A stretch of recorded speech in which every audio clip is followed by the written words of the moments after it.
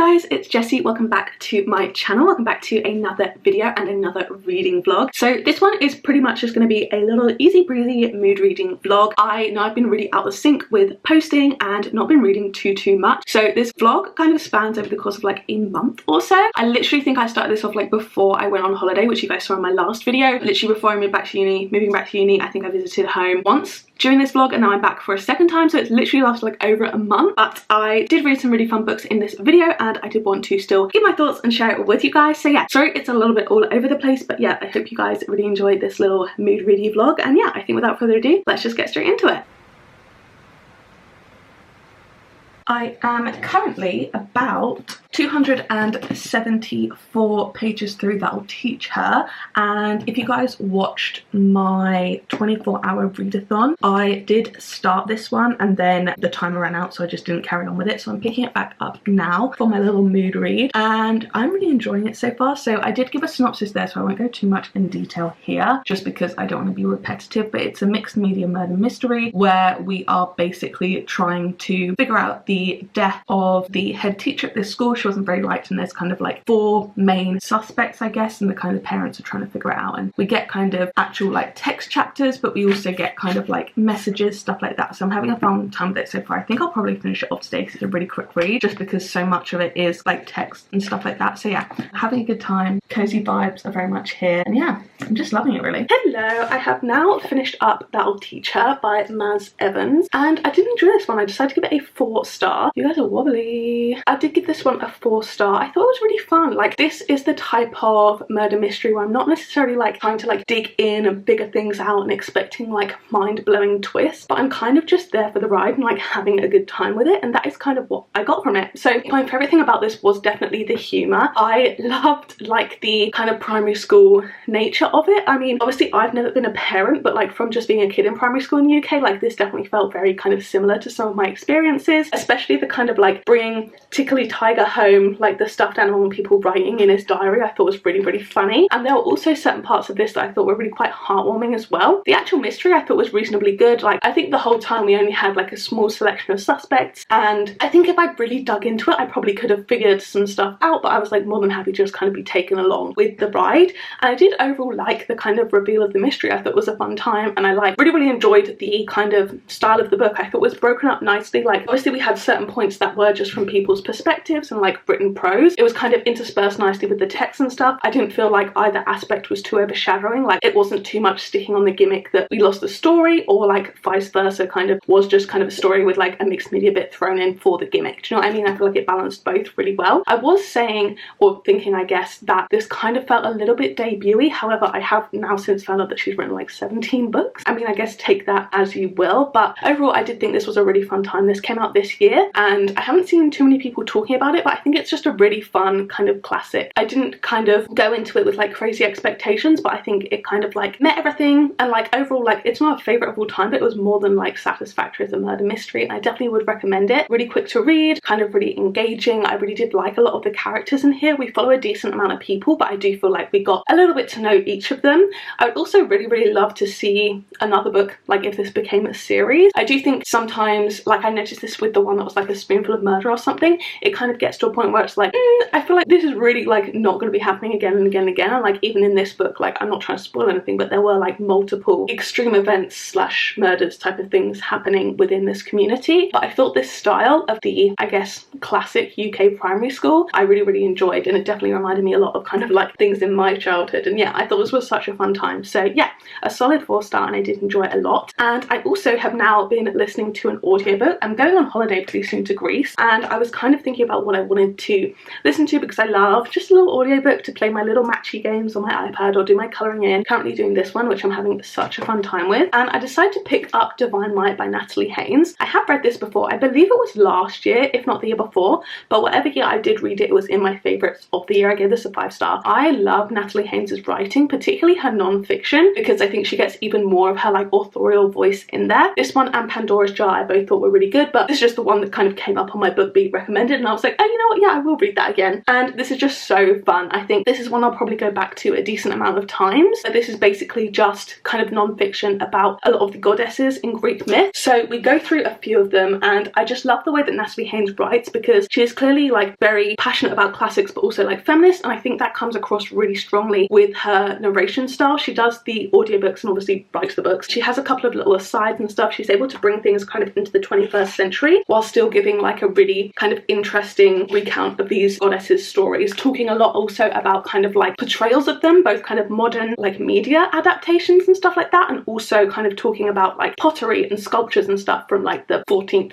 century or whatever. In this we get the Muses, Hera, Aphrodite, Artemis, Demeter, Hestia, Athene and the Furies, and I just love it. I love this edition as well. I listened to it first on audio, like I said I think before, and I got this special edition of a friend who had duplicates, and she is signed, which is so much fun. We love her. And also we have a little naked hardback, but this is a really strong recommendation from me. I think from a perspective of anyone that's new to non-fiction, I do read quite a lot now. I think I'm 50-50. I do listen to a lot of non-fiction, but I think if you've enjoyed any of her fictional books, I think you'd love this because her authorial voice is still really, really strong. It's the same kind of tones. But I also think if maybe you were into Greek mythology, this would be a great one to start with. And I also think like even in general, Greek mythology non-fiction, it still feels slightly fictional because there is a little bit of a narrative there. I mean, it's not kind of going through each chapter. Each kind of chapter is focused on its own goddess. However, I do think given the like nature of the fact that like Greek myths are stories, when you're kind of hearing non-fiction about them, you are still kind of hearing their stories, if that makes sense. So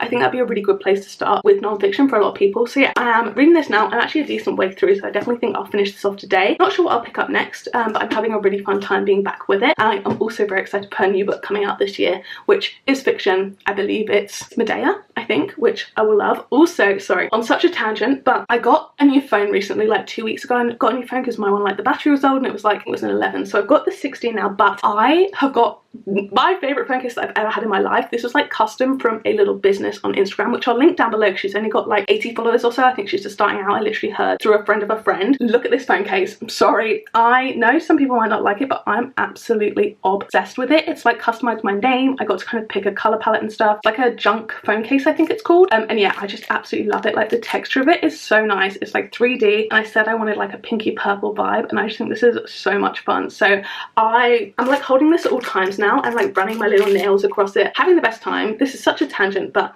I did just want to shout it out because I thought this was so cute. And yeah, it was literally like £15 if you're in the UK, so super cheap and gorge.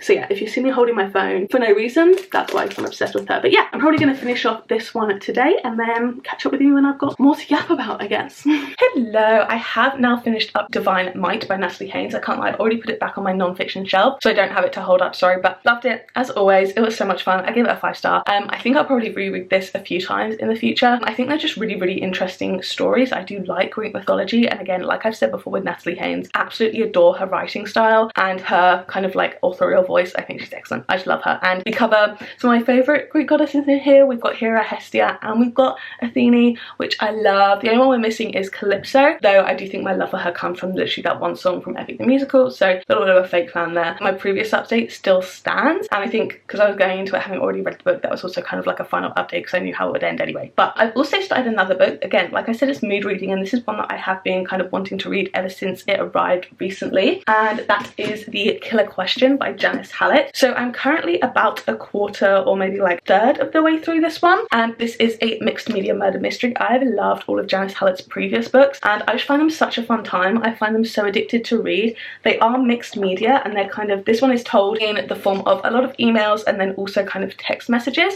So basically we are following this kind of local British pub called The Case is Altered, and it's basically following the two owners. They're running this pub quiz every week, and then we're kind of getting into kind of personal dynamics of that, which I think is very funny, and it's got kind of like the classic humour that she does have in a lot of her books. But then there is a murder of someone who was kind of last seen at the quiz night. There's other people that are starting to come to the quiz, and people are getting suspicious of them, and like overall it's just a really fun time. It reminds me a lot of The Appeal. I think that's most similar in style kind of her other books, but this one is I think a little bit better. At least I'm enjoying it more so far, just because we've got a mixture in the mixed media, so it's not just emails. And yeah, I'm finding this really fun to read. Definitely like really easily readable. I read this this whole kind of first third in one go.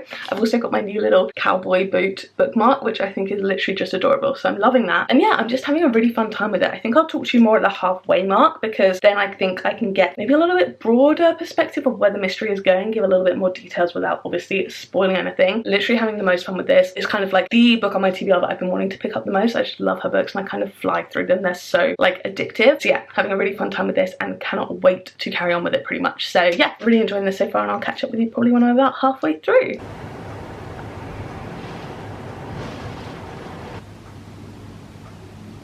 Hello, long time no talk, but I did actually finish up The Killer Question by Janice Hallett, and I really did enjoy this one. I don't have it with me physically because I did finish up when I was visiting home. It's been a little while since I updated you guys for this vlog. I feel like I've not sat down and talked to a camera in forever, but I didn't want to lug it back up to uni with me when I had actually already finished the book. So I think I said I was going to give you another halfway update with a bit more of a plot, but I never actually did that. I just finished the book. In this one, we are basically kind of following this guy who, it starts out he's like emailing, it's all mixed media, in emails, notes, stuff like that. He's emailing these kind of documentary producers being like, I have this really interesting story about my aunt and uncle who are running a pub, and like I think it'd be a good documentary. And he's kind of sharing these documents with these producers, I guess, in the order in which he would kind of suggest them being put forward for this documentary, I guess. And we're basically then following Mal and Sue, who are two kind of ex-police officers that are running this pub quiz, and we kind of end up finding out that something ends up going down at this kind of weekly pub quiz or whatever. We find out a little bit later on that they're kind of ex-police officers and something maybe a little bit dodgy happened there. There's this like new group of people at the pub quiz that keep like winning everything, and everything's like a little bit suspicious, and you're kind of like,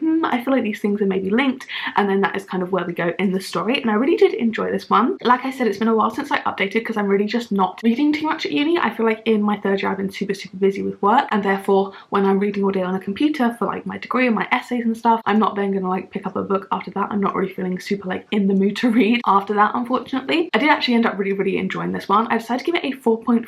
I do think potentially if I had read it kind of closer together, I could have maybe given it a 5. I just think that's more of a me thing than a book thing, so I did really enjoy this one. I think this is probably my favourite Janice Hallett that I've read so far. I really did enjoy the twist in here. There was kind of a few different twists as well, which I really like. However, I think one kind of criticism, I guess, that I found in multiple Janice Hallett books is that kind of I do like to kind of be left with a little bit of a twist, or not necessarily like a final page twist or anything like that. I like to come away from the book and kind of be like, oh, like that was a good twist. Whereas I feel like the way her books are kind of laid out, they're like everything is kind of explained towards the end, which part of me does like for the kind of like completionist aspect. However, I do think like you have a twist, and then usually, and I've kind of noticed this in a few of her books, you then have kind of like 50 pages kind of explaining it a little bit more, and I feel like that kind of takes the oomph out of the twist, if that makes sense, because you're kind of then just continuing reading, and then when you close the book, you're not like kind of recently coming off a twist, it's still like 50 pages old, if that makes sense, which kind of does feel like a really small critique. But overall, I did still really enjoy this one. Again, I thought the characters were super fun. I love mixed media murder mysteries. They're like one of my favorite genres ever.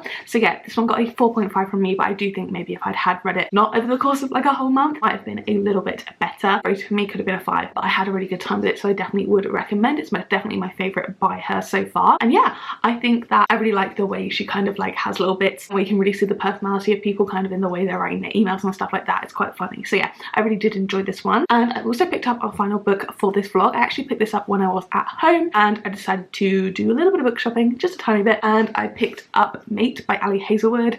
Guys, I am having the time of my life. I don't know what it is about this one. I did enjoy Bride a lot. Like, I love anything Ali Hazelwood writes. Any of her full-length novels have got at least a 4 from me. Like, I absolutely love her. But this one, like, I don't know what it is about it. It's giving 5-star vibes, and I can't tell why. So in this, we're basically following Serena, who is a human werewolf hybrid, and they're like super uncommon. Like, there might be like only one other or whatever. So she's kind of like quite famous, but not in like a good way. She's like potentially like being hunted down type of way. And she is the kind of adopted sister-ish of Misery, the lead character in the first book. And her mate is Cohen, who is the leader of the Northwest Pack, the Alpha. And he is basically kind of like looking after her. Basically, Cohen's like best friend with Lo from the first book, who's the love interest in that. And honestly, like, I think for a book titled Mate, I'm kind of pleasantly surprised about like the lack of like smut. I low-key thought this was just going to be like an absolute kind of smut fest, and it's not, which I really enjoy. Actually, I'm just loving the banter between these two characters.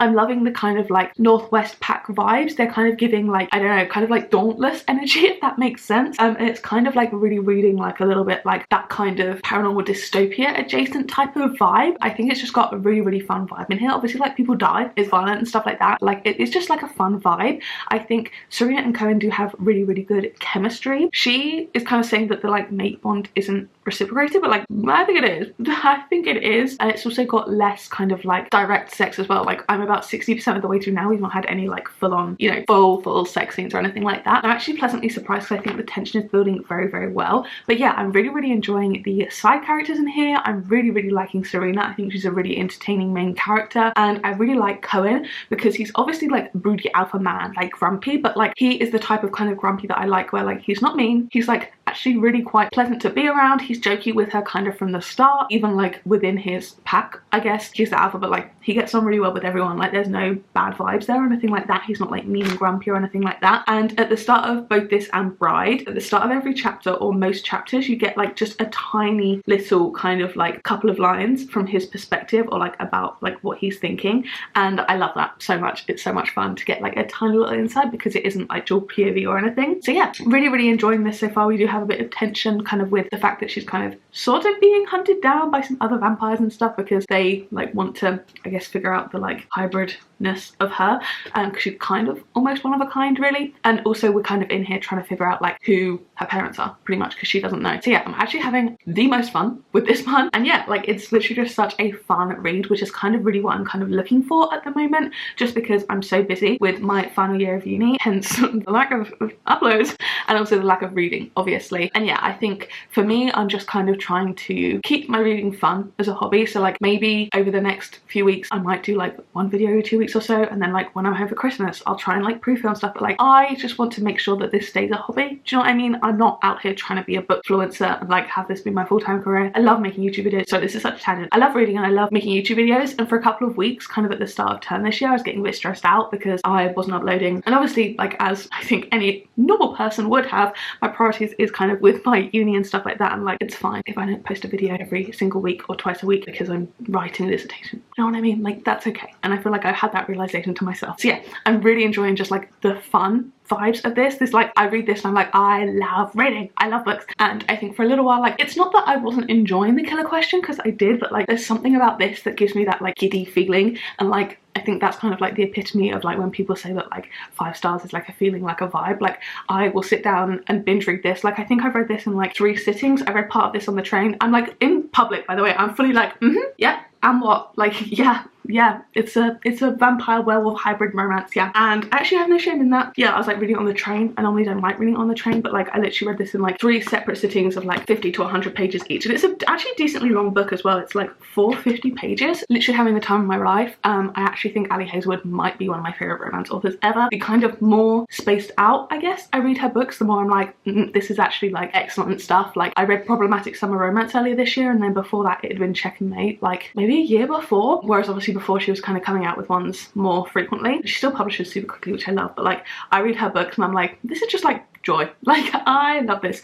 So yeah, I'm gonna finish this off now and have like the time of my life, and I can't lie, it's giving 5-star vibes, and I'm not even ashamed of it. I'm having such a fun time. I did hit myself in the face, but I'm having such a fun time. Hey guys, I am back home now. This video has taken so long, but I'm literally back home visiting again, even though I was here like 2 weeks ago. Anyway, I finished up Mate by Ali Hazelwood. Guys, 5 stars. I can't lie, I love this one. I like actually had the best time with it. This is just so fun. Like, this is just a fun story, and I had such a fun time with it. I think the chemistry between the characters were great. I loved their interactions. I think Serena was such a funny kind of main character. She was very witty, and I liked that about her. I also will say, when I said there hadn't been much smut up until that point, literally like 10 pages later we got like 30 pages. I was like, okay, that's a lot, but I will say in this, like, obviously it goes a little bit kind of like, what's it called, Omegaverse type vibes, so do be aware of that going into it. However, my biggest pet peeve with kind of spicy and smut scenes like that is not necessarily like the content, it's just like the fact that they are usually so repetitive and I find them boring, and therefore I'm just kind of like skimming, because I think especially when you have multiple in the same book or the same authors, they often feel kind of like a copy and paste type of thing. Like, I don't really care to read about the same type of stuff again and again and again, described kind of almost always using very similar language. I will say about this one, it was not repetitive and it was not what I read before. I've not read anything like that before, and therefore it was interesting and reasonably entertaining to read. Like, I just found those aspects of it not super boring to read through. I wasn't skimming it like I was like actually reading it, whereas I think usually with certain smut scenes I'm usually just skimming in case there's any like dialogue that I need, or like things that happen that aren't, I guess, kind of like just the regular type of smut that I think we see a lot. And I do love kind of like Elsie Silver's romance books, but she is one that I do know that like I think there's a lot of similarities between all her scenes, and therefore like I don't find them particularly interesting. However, this one was fun, and also again for a book called Mate, I don't think it was overdoing it on the smut scenes. I actually like really liked their character development in here. We also had a side kind of plot with this like cult and stuff that was really interesting. I actually really enjoyed as well, and yeah, overall I just thought this was great. Like, I had such a fun time with this, so I gave it 5 stars. I like this one more, I think, than Bride, and I think that's just because I like the setting a lot more. I really kind of like bought into the romance between the characters, and I also just think the kind of like northeast, was it the northeast or the northwest? The northwest, kind of where they're all living and stuff, I really like that kind of setting and stuff. So yeah, really enjoyed this one. And yeah, I think that brings us to the end of this video. I've been filming it for literally weeks and weeks and weeks and weeks. I haven't been reading all too much, but yeah, I really hope you guys did enjoy this. If you did, don't forget to give it a like down below, hit subscribe and turn on the bell to join our little club. Make sure you turn on all notifications, and then you'll be notified every single time I post a new video. And if you want to watch one of my other videos, there'll be 2 on the screen now to pick from, as well as they're linked up in the cards from earlier. So yeah, thank you guys so much for watching, and I will see you in the next one. Bye bye.